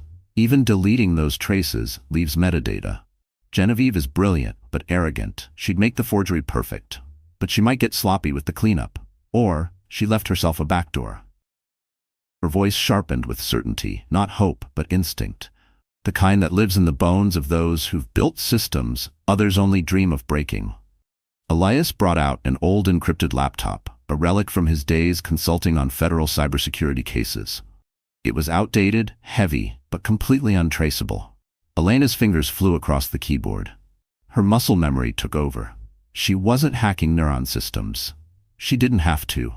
In the earliest phases of development, she had written a set of emergency overrides, non-commercial failsafes buried deep in the source code, only meant to be used in worst-case system collapses. They were her digital fingerprints. Julian had forgotten they existed, and she had never forgotten a single keystroke. She slid past Neuron's sophisticated defenses like a ghost, disappearing into the labyrinthine server framework. I'm in, she breathed. Code poured across the screen in a rapid scroll of characters. Her eyes stayed locked, scanning. "Now," she said, "let's find that audit." Meanwhile, Julian was living in his own private hell. The Mercer mansion felt smaller by the hour, its cold elegance turning claustrophobic. The walls were closing in. He was a prisoner of his own making, and he was watching his empire unravel on national television. His board of directors was in full-blown panic. A critical emergency meeting was called. "This is a disaster, Julian," boomed a voice from the massive conference screen in his office. It was Marcus Thorne, his oldest investor, and a man known for his singular obsession with quarterly gains. Ruthless, blunt, unforgiving. "Our stock's down 12% in 48 hours based on a rumor. Monster CEO tosses pregnant wife into the storm is not a good look for a company built on privacy, security, and trust." "It's a targeted smear campaign, Marcus," Julian replied, voice tight and brittle. "It's tied to a larger security breach. We're working on it." Genevieve Croft, seated beside him, radiated composure. Her tone was measured, confident, rehearsed. "The breach was serious, yes, but we've isolated and contained the affected infrastructure," she said, projecting a summary slide to the screen. "The press leak was an unfortunate emotional backlash. We are finalizing a statement that reframes the entire incident under a corporate espionage narrative." She said it like a script. Emotional backlash, corporate espionage, cold, calculated euphemisms that validated Julian's actions while quietly erasing Elena from the conversation. Julian shifted in his seat. Genevieve was too calm, too efficient. She had answers for every question, drafts for every statement, legal guidance, crisis modeling, projections. At first, her control had been a godsend. Now, it felt suffocating. She was always there with a fresh espresso, a legal summary, a quiet reassurance. And with every moment, she filled the empty space Elena had left behind. Meanwhile, pressure mounted from another direction. Dominic Carr, his fiercest competitor, had called, not to gloat, but to sympathize. "Julian, my friend, what a nightmare." Carr's voice oozed from the speaker, smooth and sympathetic. "To be betrayed like that? By your wife? Devastating. If there's anything I can do, support, security resources, PR muscle, you just say the word." "Yes, we're rivals, but there's a code, and this is beneath it." It was so generous it immediately set off alarm bells in Julian's mind. Dominic Carr was a shark. Sharks didn't extend lifelines. They circled when they smelled blood. This was a move, a setup, a calculation. Was Carr fishing for intel, or was this the most subtle, most vicious form of gloating, offering comfort while silently claiming victory? Back in Elias Vance's bungalow, Elena's fingers paused above the keyboard. She'd found it. The internal forensic report detailing the breach. Her eyes scanned the document, and as she read, her blood turned to ice. It was a masterpiece of deception. The report laid everything out, clean, methodical, lethal. It showed an intrusion from Elena's tablet, her unique device ID matching perfectly. Logs of data packets transferring to an offshore server, untraceable, concise, surgical, damning. "She's better than I thought," Elena muttered, a strange twist of grudging respect lacing the disgust in her voice. "Can you disprove it?" Elias asked, leaning forward, scanning the document over her shoulder. "I can't disprove this," Elena said, tapping the main report. "It's airtight, a sealed narrative, but I can look at the noise around it, server logs, access credentials, room temperature, the maintenance metadata. People who build perfect lies always forget the periphery." For hours she combed through terabytes of routine activity, mundane, meaningless logs, until she saw it. A blip, a microscopic anomaly, a digital needle in a haystack. 2:14 a.m., 3 weeks ago, the exact time the breach supposedly occurred from her tablet. A Level 3 diagnostic had been run on the primary server bay. It was a high-level maintenance function, one that temporarily disabled security redundancies. Standard. But this one hadn't been triggered automatically. It had been initiated manually. Her fingers moved fast, heart racing. Who authorized that diagnostic? She pulled the credential logs. One name. One authorization code. Genevieve Croft. Elias sat up straighter, eyes sharp. She was live on the system when the breach happened. "It's more than that," Elena said, her voice rising. "This diagnostic, it's a smokescreen. While it's running, someone with her access could have spoofed a device on the local network. She could have made the system think it was my tablet initiating the transfer when she was sending the files from hers. It wasn't proof. It didn't show the hand pulling the trigger, but it showed the gun was in her grasp. A jury would call it circumstantial, but to Alina, it was the glint of light off a gun barrel in the dark. "We need more," Elias said, his voice gentle but firm. "A real trail. Right now it's just motive and opportunity." "I know," Elena whispered, leaning back in the chair, rubbing at her strained eyes. The baby kicked. A strong, steady thump. It grounded her, reminded her why she had to keep going. She wasn't just fighting for herself anymore. She thought about Genevieve, her ambition, her precision, her worshipful fixation on Julian, and her relationship with the outside world. Had she acted alone, or was Dominic Carr more than just a conveniently sympathetic rival? "Elias," Elena said suddenly, her voice sharp with clarity. "Forget Neuron servers. I've been looking in the wrong place. The proof won't be in Julian's systems, it'll be in Dominic's, Cartech. Their security will be ironclad," Elias warned. "Exactly," Elena said, a slow, dangerous smile spreading across her face. "And what's the one thing every fortress builder does?" She didn't wait for him to answer. They admire their own walls. She opened a new window on the old laptop, but instead of navigating to Cartech's corporate site or secure platforms, she pulled up a niche online forum, a known watering hole for elite cybersecurity engineers. A place where the best minds in data defense anonymously bragged about their innovations. She started searching keywords tied to Janus, Dominic's much-hyped new platform. It was a long shot, a reckless theory, built off psychology more than code. But then, there it was. A post dated 2 weeks prior. The user's handle, Daedalus7. The content was vague but arrogant. It described a breakthrough acquisition method, something rooted in social engineering, capable of mimicking internal hardware on a secure network. The terminology was cryptic, but it lined up exactly with what Elena had just uncovered inside Neuron systems. It was a victory lap, a digital brag. Her heart pounded as she read the final line. "The Icarus we were targeting never even saw the sun coming. He was too busy staring at his own reflection." Icarus, the nickname Dominic Carr had privately used for Julian for years.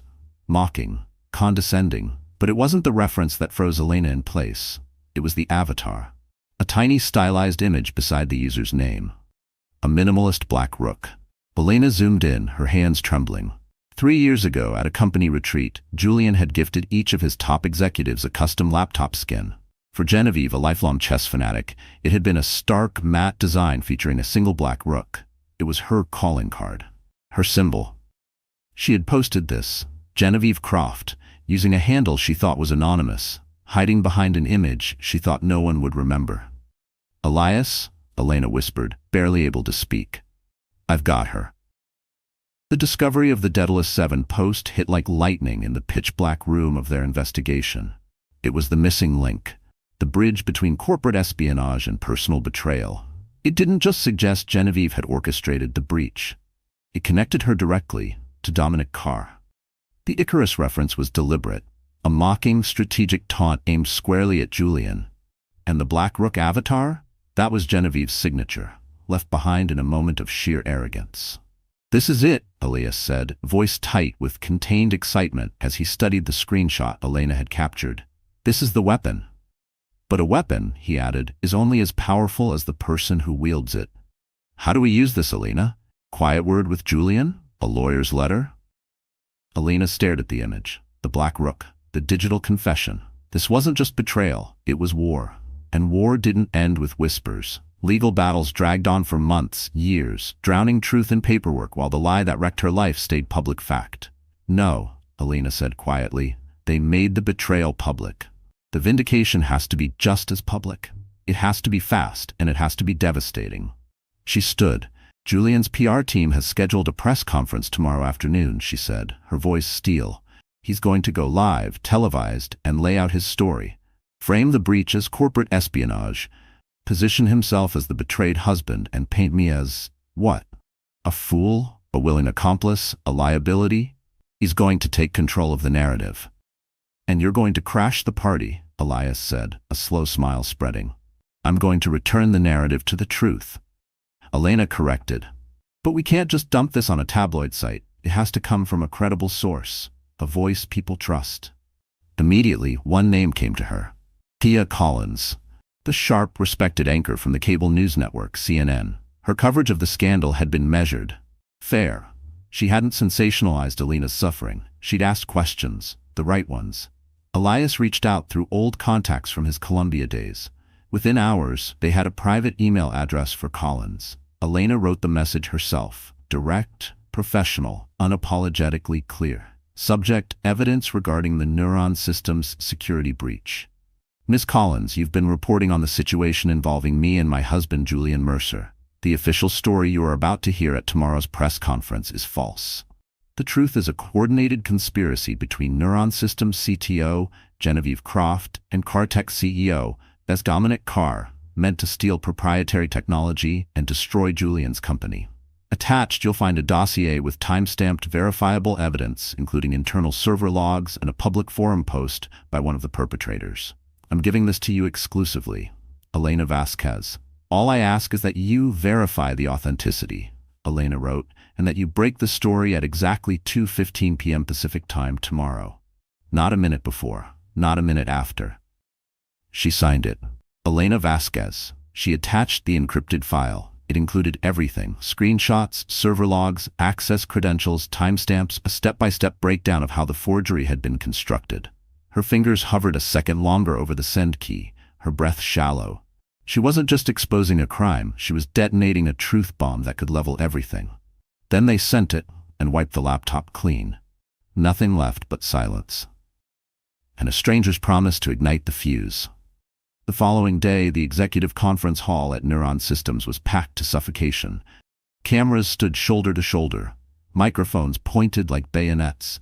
The air was electric, thick with anticipation. Julian Mercer stepped up to the podium, flanked by Genevieve Croft and a wall of corporate attorneys. He looked exhausted, older. His tailored suit hung looser, his skin pale beneath the lighting. His eyes scanned the room, and for a moment, he looked completely, utterly lost.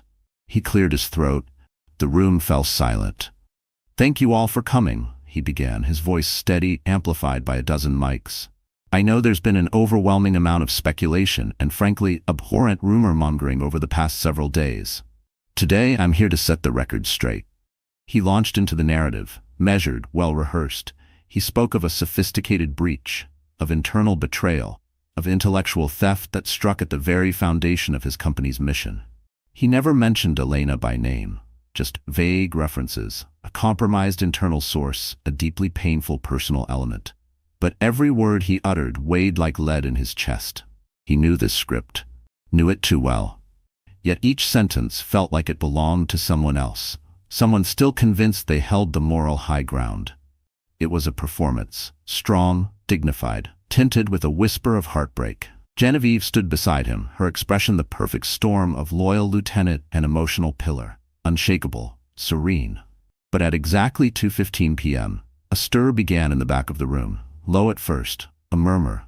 Then it spread. Phones lit up, thumbs moved, eyes widened. Thea Collins, near the front, touched her earpiece. Her producer was in her ear. She didn't flinch, didn't react, but her gaze snapped to Genevieve Croft. A journalist from a major tech outlet stood abruptly, cutting Julian off mid-answer. "Mr. Mercer," he said, voice loud and clear, "we're receiving a breaking news alert from CNN. It alleges that the breach didn't come from outside Neuron Systems," the reporter continued, "but that it was orchestrated internally by your CTO, Ms. Genevieve Croft, in collusion with Dominic Carr of Cartech. Can you comment on that?" The room detonated. Julian Mercer stood frozen, his face confused, stunned, drained of color. That's absurd." He stammered.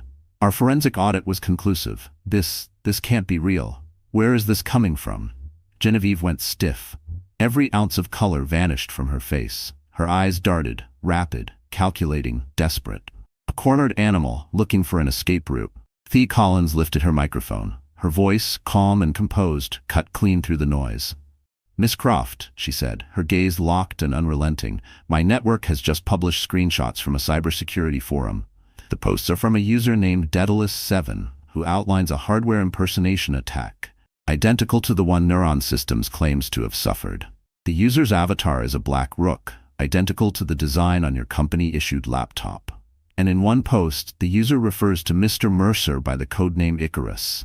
a nickname known only within your inner executive circle. Can you explain this? Every camera turned, every lens found Genevieve Croft. The snapping of shutters sounded like machine gun fire. She opened her mouth. No words came out. Her legendary composure, gone. Her confidence, shattered. Her silence was deafening. The entire room held its breath, suspended in that single brutal moment where truth and performance collided. The persona she had so carefully built, flawless, brilliant, indispensable, was unraveling in real time. Julian turned to her. He stared at her pale, panicked face, then to the reporter's phone screen, zoomed in on the stylized black rook. He had seen that image hundreds of times. He had commissioned it for her. And suddenly, everything clicked. The evidence that was too perfect. Genevieve's overeager calm, her suffocating presence, her obsessive reassurances, Dominic Carr's carefully timed sympathy. It had all been an illusion, a perfect trap. He hadn't been betrayed by Elena. He had been used, manipulated, turned into a weapon against the one person who had never betrayed him. And in his arrogance, in his blindness, he had done something he could never undo. He saw Elena's face in his memory, tears, pleading, fear. As he threw her into the storm, the room dissolved around him, just the echo of her voice in his head and the hollow ache of what he had destroyed. The shame hit him like a freight train, heavy and inescapable. "Genevieve," he whispered, his voice breaking. Genevieve finally cracked. A strangled sob escaped her throat. She looked at Julian, her face a grotesque twist of devotion and panic. "I did it for you, Julian," she wailed, voice rising to a piercing scream. "She didn't deserve you. She was holding you back. I could help you build an empire. We could have ruled everything together." Her confession, raw, manic, unhinged, filled the room. Unhinged. The word echoed in the stunned silence like a bell signaling the end. There was no need for further confirmation. The story was no longer about a data breach. It was about obsession, a spurned lover, a corporate betrayal, and a devastating injustice. Security moved in, calm, firm, escorting the sobbing Genevieve Croft from the room. Lawyers shouted. Reporters scrambled, barking into phones, pushing breaking news alerts into the world. But Julian Mercer stood motionless beneath the brutal glare of the lights. He couldn't hear them, couldn't see them. All he saw was the ruin. He had saved his company, at the price of annihilating his life. He had thrown away his heart to protect his empire, only to discover he had gifted the keys to his enemies and locked himself inside. He stumbled from the podium, shoving past his legal team. He had to find her. He had to find Elena. But even as he fled the chaos of his own making, one horrifying thought kept ringing in his ears. Even if I find her, how could she ever forgive me? The fallout was instant and catastrophic. The live-streamed collapse of Genevieve Croft became the biggest story in tech and far beyond. Neuron Gate, they called it. Within hours, Cartech's board suspended Dominic Carr pending internal investigation. His once bulletproof empire began to crumble at the foundations. Neuron Systems stock plunged, then stabilized, as the narrative shifted. Not a corrupt CEO, but a company under assault. But for Julian Mercer, the headlines meant nothing. The court of public opinion had moved on. His torment was private and endless. He was the man who had cast his pregnant wife into the rain based on a lie spun by an envious subordinate and a Machiavellian competitor. He wasn't a visionary anymore. He was a fool, a broken man. His first instinct was simple, find Elena, but she had vanished. Not at her parents' house, not with friends. His investigators, world-class, turned up nothing. It was as if she'd been wiped off the planet. Until he remembered a name. An old law professor she had spoken about with reverence. Elias Vance. It took less than a day to trace him. A modest bungalow in Palo Alto. But as Julian stepped out of his sleek black car and approached the front door, the quiet house felt more intimidating than any boardroom he'd ever walked into. He knocked once. Then again. His heart thundered in his chest. The door creaked open. Elias Vance stood there, gaze unwavering. He looked Julian Mercer up and down, his expression pure and unfiltered contempt.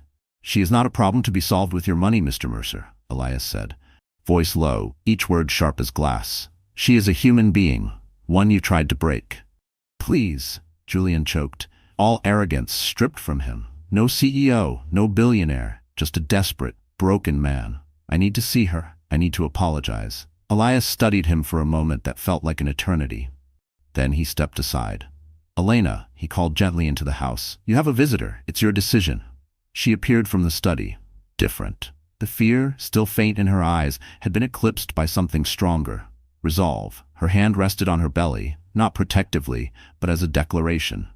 She was a mother, a survivor, a woman reborn, not just from betrayal, but from the ashes of everything she once loved. Seeing her whole present unbroken was a relief and a punishment for Julian all at once. He had tried to destroy her, and yet here she stood. "Elena," he began, stepping forward. His voice wavered, raw with remorse. "There are no words. Sorry is an insult. What I did was monstrous, inexcusable. I was blind, arrogant, and I believed a lie because that was easier than trusting my own heart. I let them turn me into a weapon, against you, against our family." Tears spilled freely down his cheeks. Each word trembled with the weight of betrayal. Every admission a stone dropped in the chasm between them. "I will spend the rest of my life trying to earn your forgiveness. Please, come home." He looked into her eyes, pleading, bracing for rage, hoping for something, anything, of the love they once shared. But Elena was quiet. Her gaze never wavered. When she finally spoke, her voice was calm, measured, devoid of the hatred he knew he deserved.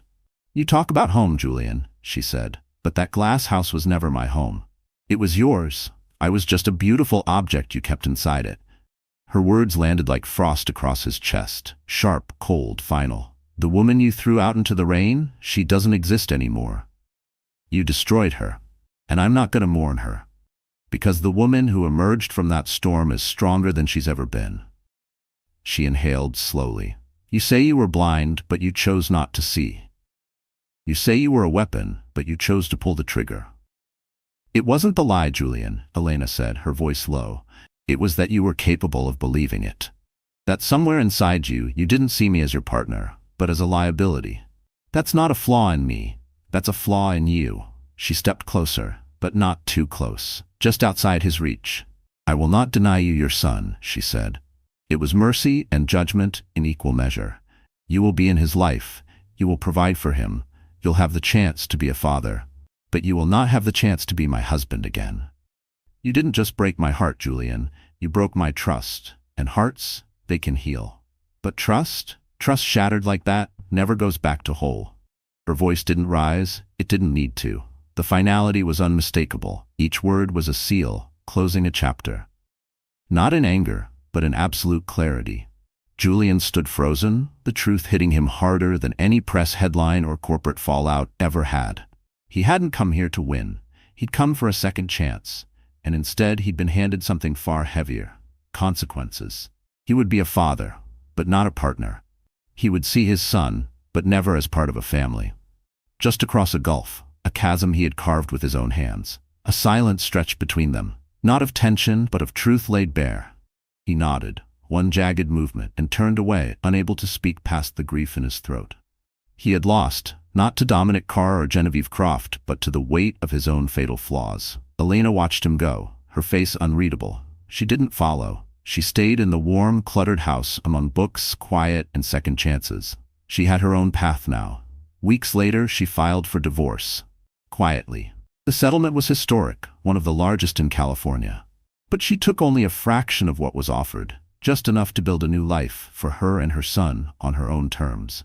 She used the rest to start a foundation, one dedicated to women in tech, women silenced, pushed out, or robbed of credit by powerful men. She was no longer someone's wife. She was a force. She was an architect again, not of code, but of rebirth. Julian Mercer, the former wonder boy of Silicon Valley, kept his empire, but the light in his eyes never returned.